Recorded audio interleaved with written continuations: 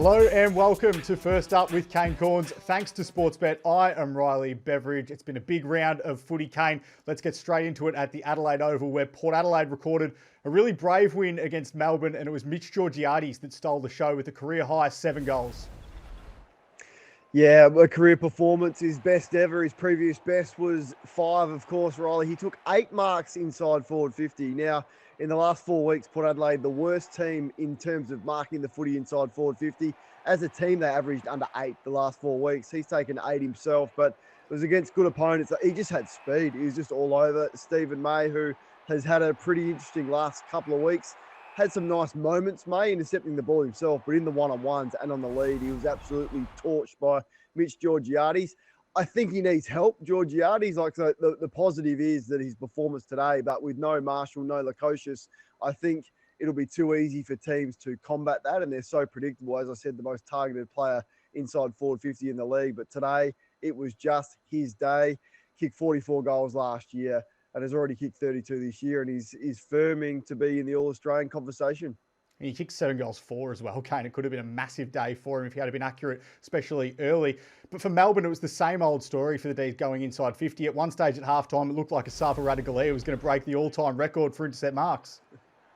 Yeah, he had 7 in the first half. So, I mean, Jake Melksham had a poor day. All their fault. They couldn't find a winner forward of the ball. So this is what we've seen from Melbourne for the last 3 years. I feel like we speak about it every second or third week. 54 entries for 9 goals. They could not find a winner. So it's just so predictable. The long, high bombs that we see time and time again, shallow entries, and Radaglia loved it. He's having a huge year, but couldn't get anything from Van Rooyen. I'm not sure why they continually persist with Petty forward. In the end, Simon Goodwin at halftime goes, well, Turner's been so good as an intercepting defender for us, but we're going to have to push him forward because they just couldn't find a winner. He kicked 1 goal, but is it personnel? Is it method? I think it has to be onto the coaching staff at Melbourne as to why this is a problem that they've just been unable to solve, and it was the difference in the game today. It was a big week for Cozzy Pickett. He signed that 7-year extension on top of the 2 years he already had to run, so it takes him through to 2034. You saw why at halftime. I mean, he had 14 disposals and 3 goals to the main break, but then only 2 disposals after halftime. What did you make of his afternoon? His first half was as good as we've seen. He's played some of the best individual performances we've seen this year. He's probably played like 3 out of the best 5 games of any individual this year, and he was on track. And it's just, I mean, this is a gift from Bergman, but the finish, have a look at this. That is a player just knowing his game and playing at the top and peak of his confidence. Now, he spent 10 minutes on the interchange bench. I think it was in the second quarter where Port Adelaide kicked 4 in a row, getting some treatment on the glute. So you would have to say the second half was hampered by that, because I think he touched the footy just 2 times in the second half. And when you compare Port Adelaide's guns like Georgiades and Butters and Horne-Francis and Rosie versus Melbourne's, well, when your stars play well, it's very difficult to lose the game. And Port Adelaide's star performance today outshone Melbourne's, albeit Pickett's first half was as good as you'll see. Where to now for Melbourne? I mean, 5-9, they got their season back on track. Well, it looked like it, and then 3 straight losses, and against teams like St Kilda and Port Adelaide, which on paper you'd think they'd go into them as favourites. I mean, what do they do now for the second half of the season? Because it looks like finals is beyond them. Well, you remember in the off-season, they really reviewed their game style, and Simon Goodwin was pretty open that they just didn't get it right. It was all about the contest and the defense stuff, and it was a taxing way to play. They just don't get anything easy. No, it's still very reliant on shutting the opposition ball movement down and then winning off contest and defense, and clearance. And they've sort of lost that weapon as well. But unless they can sort their ball movement out, and that is right on Simon Goodwin. And he's got to be able to address that. And probably in the second half of the year, there needs to be some significant consistency in that method, because I get sick of talking about the same thing with Melbourne, and Max Gawn must be sick of it as well. Like, there's only so much he can do, but unless they can score easier, then, life's pretty tough as a Melbourne player.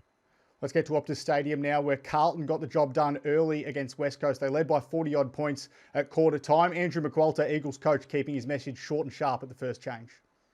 Andrew, what was the gist of your quarter time message? We were pathetic in the contest. So that was Andrew McQualter. They were minus 20 for contested possessions at quarter time. Their effort and intensity in that first term was just so below par. Yeah, so if we have a look at some of the goals that they kicked, how many of these could have been prevented by a better effort in the contest? I'm going to say all of them. Like, this is pretty amateur sort of stuff. It's either fumbles, missed tackles, Carlton players walking around them for walking goals. Like, how many of these goals are kicked inside 30 metres? Missed tackle there, easy goal. And game over. Like, this is really deflating. So the Eagles have shown that when their contest and their method and their intensity is up, that they can be competitive, particularly at home. But this was disaster. And I like the honesty from the coach. I think that's fine. I mean, we all know where they are at in terms of their rebuild. But you mentioned some of the numbers. Contested possession minus 20, you mentioned, but 24 entries to 10 in one quarter alone, 11 scoring shots to 2. The ground ball gets every sort of physical aspect of the game. They were absolutely smacked. So it was pathetic, and I've got no problem with the coach not trying to sugarcoat that. Harley Reid was someone that stood up in the first half when a lot of West Coast players were down, but one moment of frustration here with Lockie Fogarty. Do you think he'll have anything to worry about from a match review perspective here? No, I don't. I mean, you can see it there. I mean, it was more so a flinch reaction to me. If anything, at worst, it's a fine. I don't think the contact was significant enough to even be thinking about missing a week for that. Some injuries out of this game, particularly a couple of big guys as well. Charlie Curnow going off with calf tightness inside the first half, and then Oscar Allen, West Coast skipper, limping off late in the game with what looked like a lower leg injury. You hope that's not serious, because as he weighs his free agency decision, you do wonder if it could be his last game for the Eagles. Yeah, there's no doubt about that. And when you go down, when there's no one around you, then that is, reason to panic late in the game for Oscar Allen, who has a long injury history. And you think that, that's the reason that the Eagles have been very reluctant to offer him a long-term deal. And that's the reason he has held out on his contract, or one of those reasons. So justified for the Eagles to do that and be very responsible list management decision to have a player as good as he is, that's had an injury history, and not willing to sign him long term. You wonder now about the clubs that he's looking to go to. Do they have any second thoughts, depending on how serious this injury is? And we haven't had an update on that yet. But yeah, thoughts to particularly Oscar Allen. I think Charlie Curnow with that calf tightness, that was more precautionary and a smart management move from Michael Voss and the Blues. Let's stay at Optus Stadium, Saturday night footy, where Fremantle survived a scare from North Melbourne and just got over the line. But Andrew Brayshaw was particularly brilliant in this one. He had 31 disposals, 9 clearances, 9 tackles, 8 score involvements. Is he just about the best two-way player in the game at the moment? So I love the numbers that you read out, but I love this vision even more, because you really won't see this on the stat sheet. So the rundown tackle there just comes from nowhere. I think right now he's in the Hall of Fame for rundown tackles, Andrew Brayshaw. Watch him there. We highlighted him in the centre bounce. He's not worried about getting a possession here. He's worried about saving the game. And when a game is in tight margins, you have efforts like this, it's inspirational. From the centre square to deep in your defensive 50 to run down LDU and save the game. And I think, Sarong and Brayshaw had 19 tackles between them. As much as we talk about them getting the footy, and they dominated in that space as well. And I just wonder if the young North Melbourne midfield, whether they noticed it or whether it's something that really needs to be highlighted to them after the game, because there it is, Sheezel and Sarong there centre back. I'm not sure what Sheesley's doing there. He's really just daydreaming to the point where Sarong gets off him inside forward 50. Compare that with Brayshaw, and then bang, he will make you pay. You can see Harry Sheezel just at the top of your screen there. So a lack of defensive action. McKercher v. Frederick, he's right with him, but does he really dig in to shut the space down? And when he has the option to nail a tackle like what Brayshaw did, he misses it, and that costs you a goal. In tight games, there's 2 goals conceded by poor defensive actions. Now, they played a lot less footy than Sarong and Brayshaw, and there would have been moments early on in the careers of Brayshaw and Sarong that they had vision like that.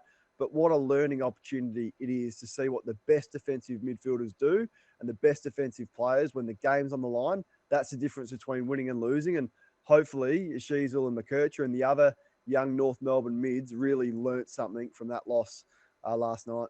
Now, we say Fremantle survived a scare, but on paper, Fremantle were actually the younger side and the more inexperienced side. So these are the stats here. You can see there, they're younger by a few months, Fremantle. They've played around 12 less games per player.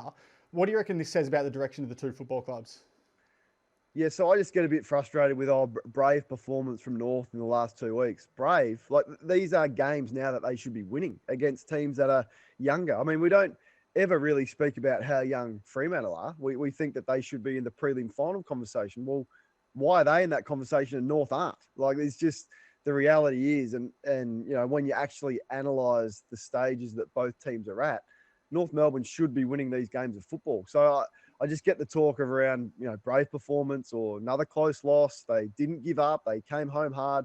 I find that incredibly frustrating. We actually deep dive into lining up the two teams and where they should be in the rebuilds.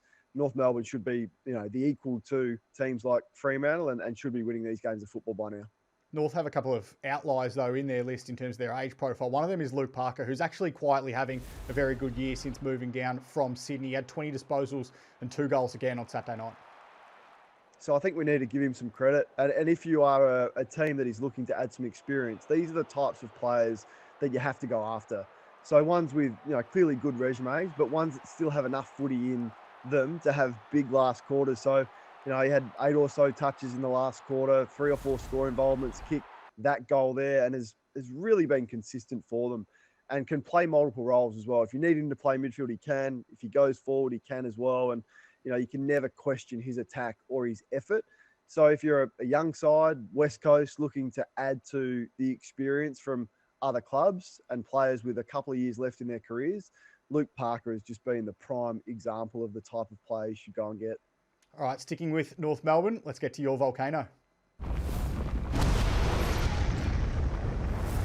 So when you see a young key forward stand up and emerge and just rip the game apart, you go, wow, this is going to be exciting for the next 10 to 15 years. Of course, I speak of Aaron Cadman for his breakout performance against Brisbane on Saturday.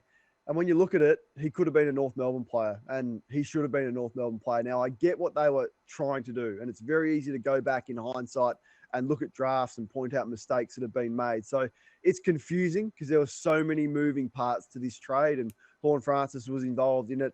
And the quality that North got in, you're not going to question it. Of course, you'd love Sheasel and Wardlaw, but when you had a chance to go and get a prime key forward who can stand up for the next 10 years and be a great foil for Larkey while he's young and then overtake him, this is what you could have had. I just think they've been so heavy on the midfield forward players, North Melbourne, with their recruiting. You have an opportunity, which every team would love to get, and that's a key forward, and you trade it away and go for half forward, midfield, outside type players, nice users, good ball users, but you had him. I just think this one might really come back to hurt North Melbourne in the end. And the positive is, this guy's just going to be a freak for a long, long time. So as much as we love Shees, we love him. We love Shees, and he's my man. But Aaron Cadman would look nice in the blue and white stripes up in the forward line with Nick Larkey, I would imagine. He was fantastic on Saturday, was Aaron Cadman. I do go back to that 2022 draft and just wonder how many clubs would have taken Aaron Cadman at pick 1. I don't think many would have.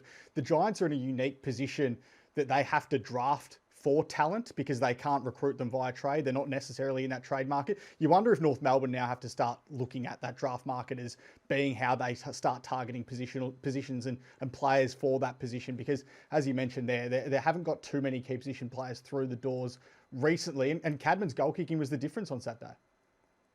And if you don't have one, you're going to search for one for 5 years. Collingwood are still searching for one. Look, Melbourne thought they had one in Van Roy. Now they don't. So you spend the next 5, 6, 7 years trying to find one when you've got pick 1, which is the beauty that you get when you finish down the bottom. And because they're also unique, North Melbourne, because they've had so much access to top 5 picks. They could have been a little bit more selective with the way that they're piecing this best 22 together for the next 10 years. I just think they overlooked one there. And shout out to Logan Morris up the other end as well. How he was picked in the 30s, I got no idea, because he looks just as good. He was one of the few accurate ones for Brisbane on Saturday. Their inaccuracy cost them once again in that narrow defeat to the Giants. So they kicked 8-15 against Adelaide last week. They kicked 13-18 against the Giants this week. That's their accuracy issue right there. That's their goal kicking. The numbers laid bare. Eric Hipwood and Logan Morris, two of the only ones that are going at over 50%. Yeah, and let's have a look at some of these easy misses from really skillful players. It was a problem for them at stages last year, and Chris Fagan's been pretty open after the Adelaide loss and after the loss to the Giants. Said this cost us, and that's taking nothing away from the opposition. But he's right. Charlie Cameron, what has happened? Archie, that's an 8 out of 10 for a standard modern AFL player that they kick that.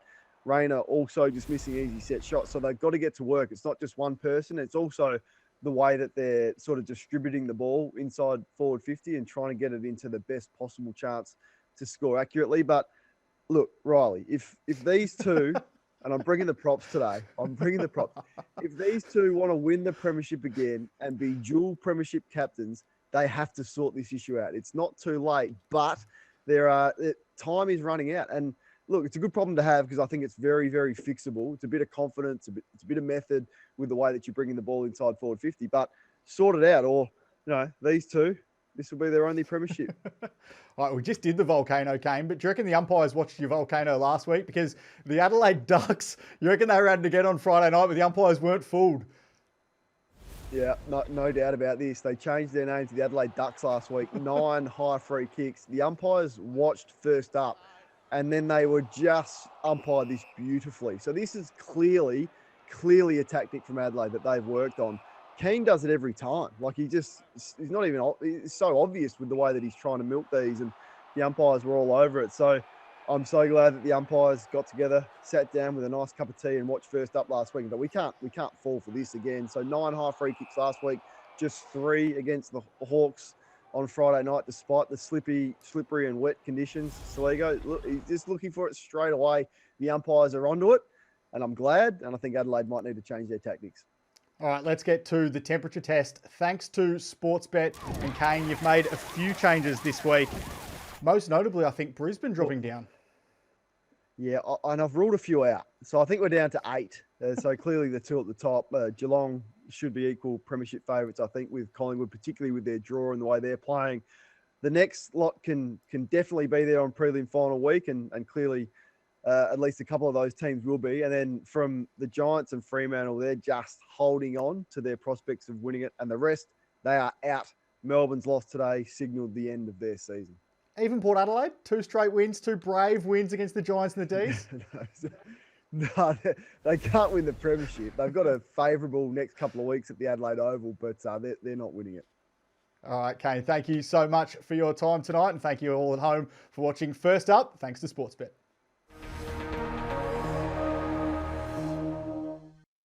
What's gambling really costing you? For free and confidential support, call the number on the screen or visit the website.